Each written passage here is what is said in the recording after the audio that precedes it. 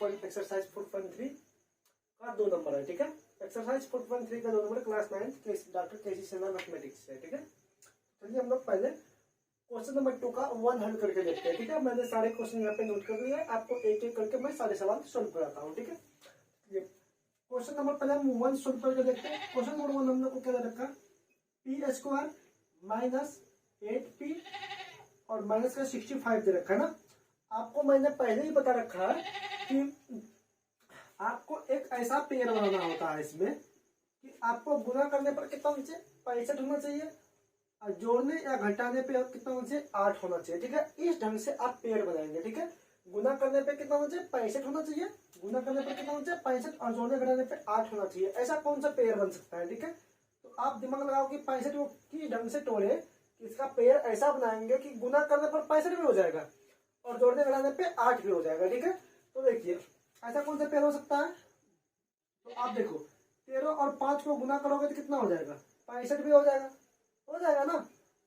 और 13 में से 5 घटाओगे तब भी 8 हो जाएगा ना। तो देखिए दोनों बातें फुलफिल हो रही है इस कंडीशन से। हमें गुना करने पर 65 भी आ रहा है और घटाने पर 8 भी हो रहा है। ठीक है, कोई प्रॉब्लम नहीं है। आप और एक देख लो, आपको अगर समझ में ना तो ऐसा पेयर ढूंढो कि 132 होना चाहिए और जोड़ने घटाने पर 1 होना चाहिए। ऐसा कौन से पेयर हो सकता है। तो अगर आपको ऐसे देख के समझ में ना आए तो और एक काम कर सकते हैं, 132 का फैक्टर कर लेना। ठीक है, तो 132 का फैक्टर करोगे तो 2 से देखोगे कितना हो जाएगा, ये हो जाएगा 2 से आपको 6 दूना 12 और 6 दूना 12, 66 हो जाएगा। फिर आप 3 से दे दो, सॉरी 2 से और एक बार लगा सकते हो ना, 2 से 2 ये हो जाएगा आपको 33। तो आप 3 से तो 11 बार में कट जाएगा। तो इसका कौन कौन सा हो गया, 2 2 3 11 हो गया ना। तो आप देखो हमको पेयर बनाना होता है ना, तो 2 दूना 4 4 दिया 12, 12 और गुने 11 करेंगे तो 132 होता है ना। और 12 में से 11 घटा देंगे तो भी 1 आ जाएगा ना। तो आप क्या पेयर बनाओगे, 12 इंटू 11 और 12 में से 11 को घटा देंगे तब भी 1 आ रहा है ना। तो इस ढंग से हम लोग पेयर बनाते हैं। ठीक है, आपको समझ में आ गया होगा शायद ना। तो चलिए इस सवाल को सोल्व करते हैं।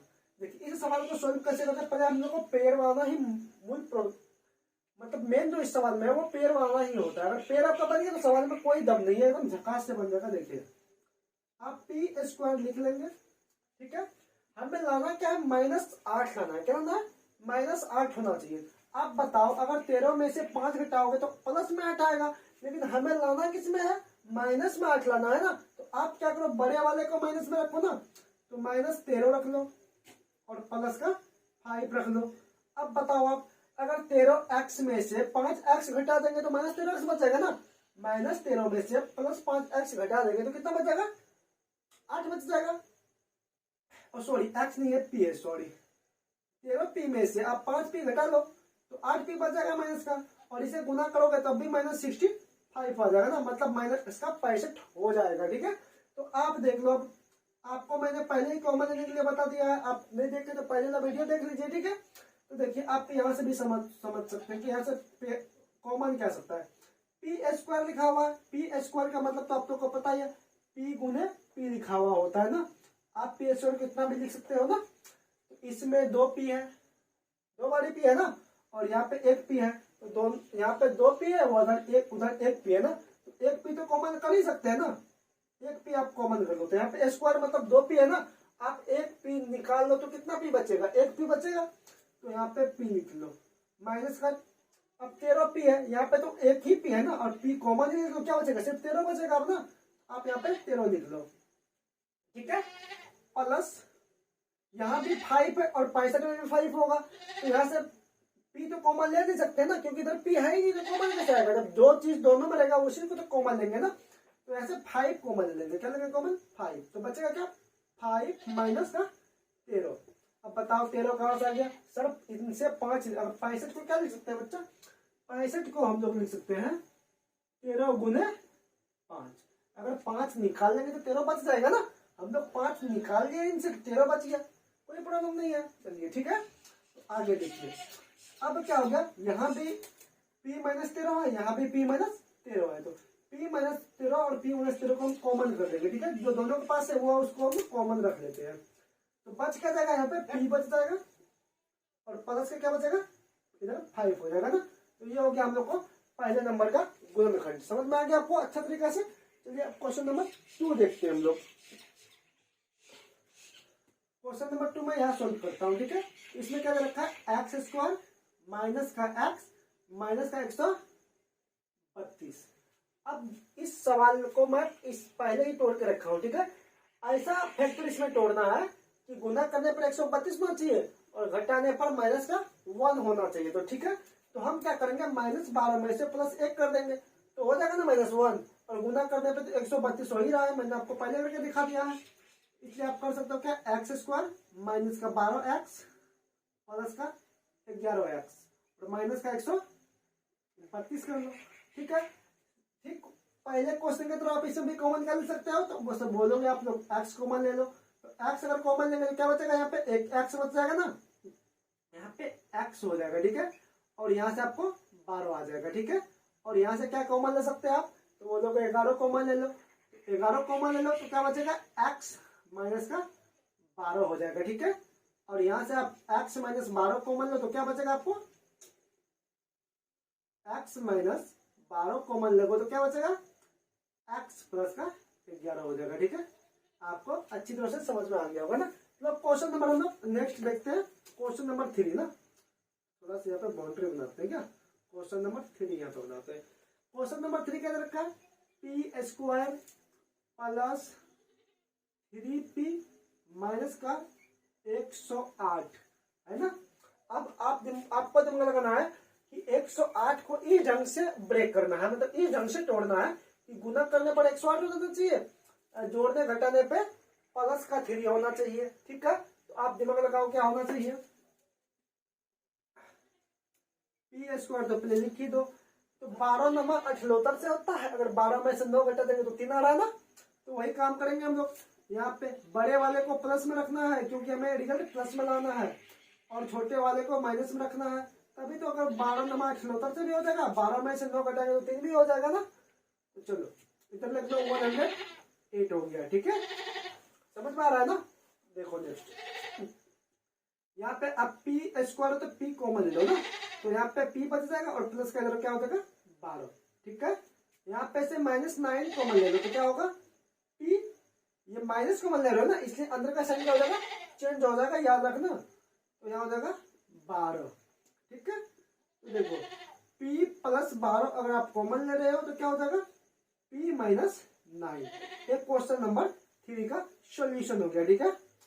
चलिए अब क्वेश्चन नंबर 4 देखते हैं, ठीक है। क्वेश्चन नंबर 4 भी जस्ट लाइक सेम ही है। चलो क्वेश्चन नंबर 4 हम लोग को दे रखा है 14 माइनस 3a माइनस 5a का स्क्वायर, क्या 5a का स्क्वायर लिखा हुआ है, ठीक है। क्वेश्चन तो ऐसा ही है लेकिन इसको उलट के लिखा गया ना, तो कोई बात नहीं, इसको ऐसे ही रह देते हैं, ठीक है। आप इससे आगे लगे भी बना सकते हो, आप ऐसे भी बना सकते हो, कोई प्रॉब्लम नहीं है। तो चलो हम लोग ऐसे ही सोल्व करते हैं, ठीक है। इसको पलटने उलटने का कोई झंझट नहीं रखना। देखो ये जो कांस्टेंट जो होता है ना वो एक्स स्क्वायर के गुणांक से गुना करना होता है, ठीक है। आप बोलोगे सर इधर गुना क्यों नहीं किया, अब देखो यहाँ पे एक्स स्क्वायर गुणांक 1 था तो 1 से 132 गुना करे तो 132 ही होता, इसलिए हम लोग इधर कंसीडर उतना नहीं किया। लेकिन यहाँ पे अगर गुणांक 5 दिया हुआ है ए स्क्वायर का, तो आपको इनसे गुना करना होगा। तो 14 को अगर 5 से गुना करें तो कितना हो जाएगा 70। अब 70 को इस ढंग से ब्रेक करना है, 70 को इस ढंग से ब्रेक करना है कि गुना करने पर 70 होना चाहिए, जोड़ना और घटाने पे कितना होना चाहिए 3 होना चाहिए। अब बताओ ऐसा कौन सा पेयर हो सकता है जो कि गुना करने पे 70 हो जाएगा और जोड़ने घटाने पर 3 हो जाएगा। तो आप जरा सा दिमाग लगाओ तो बोलोगे सर 10 गुना 7 कर लो 70 हो जाएगा, और 10 में से 7 घटा लो तो 3 भी हो जाएगा ना। दोनों को फिल कर रहा है, 10 दाई 70 हो जाएगा, 10 में से 7 घटाएंगे तो 3 भी आ रहा है ना। तो चलो सेम काम करना है, इसको लिख लो, हमें लाना है रिजल्ट किसमें -3 लाना है ना, इसलिए बड़े वाले का आप माइनस में रख लो, ठीक है। और जो छोटा वाला है उसे प्लस में रख लो, तभी तो आप घटा पाओगे ना। अगर दोनों का माइनस में तो दोनों प्लस हो जाएगा ना, दोनों मतलब जुड़ जाएगा। तो एक ठो को प्लस में रखो, एक माइनस में रखो। तो हमें माइनस में लाना है, इसलिए बड़े वाले को माइनस में रखेंगे, छोटे वाले को प्लस में रखेंगे। माइनस का 5a² हो जाएगा, ठीक है। आप बताओ यहाँ से क्या कॉमन ले सकते हो? यहाँ से 14 और 10 में से क्या कॉमन आ सकता है? तो बोलोगे सर 2 कॉमन आ सकता है ना, तो आप 2 कॉमन ले लो। 2 कॉमन लोगे तो क्या आएगा? 7 आएगा, और इधर माइनस का a हो जाएगा। सॉरी, a नहीं होगा, आप 2 ही कॉमन ले रहे हो ना। 10 में से अगर 2 निकाल लोगे तो क्या बचेगा? 5 बचेगा। और a भी है तो ऑलरेडी a भी बचेगा ना, a भी बचा हुआ है ना। हम a तो कॉमन ले तो a भी बचेगा ना। अब देखो प्लस, अब यहाँ से क्या कॉमन ले सकते हो? इधर 7 है, इधर 5a² है, तो दोनों तरफ a है ना, तो आप इसमें a कॉमन ले लो, ठीक है। तो क्या बचेगा? 7 माइनस का 5a बच जाएगा, क्योंकि a² है ना। स्क्वायर का मतलब 2 बार ये है, तो एक a निकालेंगे तो एक a बच जाएगा। तो चलो नेक्स्ट क्या कर सकते हैं? 7 माइनस का 5a 2 प्लस a, ये हो गया आपको फैक्टर नंबर 4 नंबर का ये सॉल्यूशन हो गया, ठीक है, गुणनखंड हो गया। चलिए क्वेश्चन नंबर 5 देखते हैं। क्वेश्चन नंबर 5 जस्ट 4 से रिलेट करता है। तो देखिए क्या क्वेश्चन दिया, 35 माइनस 2b माइनस b² हम लोग को दिया हुआ है, ठीक है। चलिए इसको सोल्व करते हैं। इसमें b² का गुणांक नहीं है, यहाँ पे गुणांक है बट एक है। एक को 35 से गुना करेंगे तो 35 ही होना है, तो 35 का फैक्टर करना है। गुना करने पर 35 होना चाहिए, जोड़ने घटाने पर कितना होना चाहिए? 2 होना चाहिए। तो आप दिमाग लगाओ क्या होना चाहिए ऐसा फैक्टर। हम लिखते हो 35, देखो 7 5 35 होता है, और 7 में से 5 घटाओगे तो 2 बच रहा है ना। तो चलो वही काम करता हूं मैं भी। 7b प्लस का 5b प्लस का, सॉरी प्लस का नहीं होगा, माइनस का होगा ना, माइनस b²।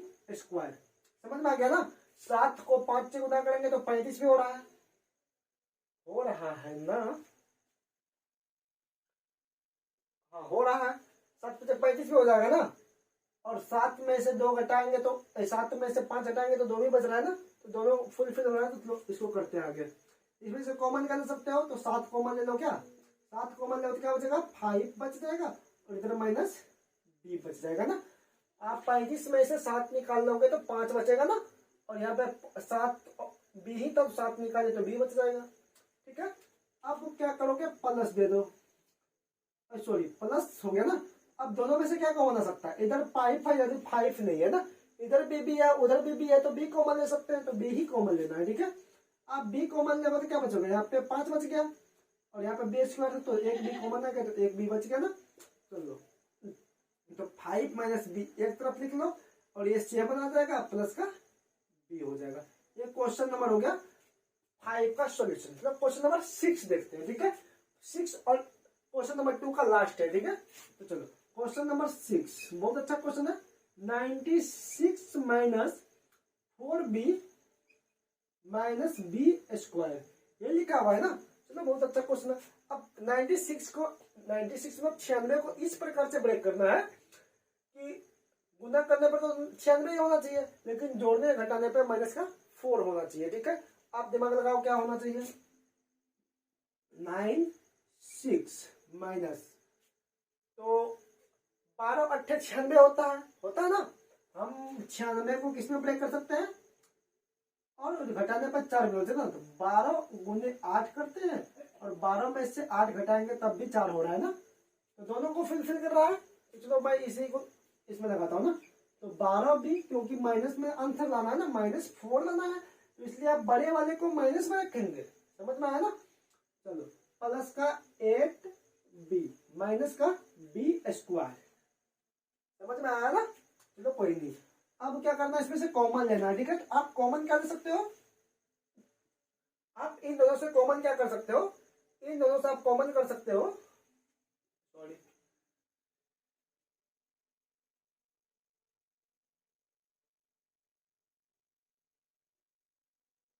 हम इन दोनों से कॉमन क्या ले सकते हैं? तो यहाँ से कॉमन ले सकते हैं हम लोग, 12 कॉमन ले लेते हैं, ठीक है।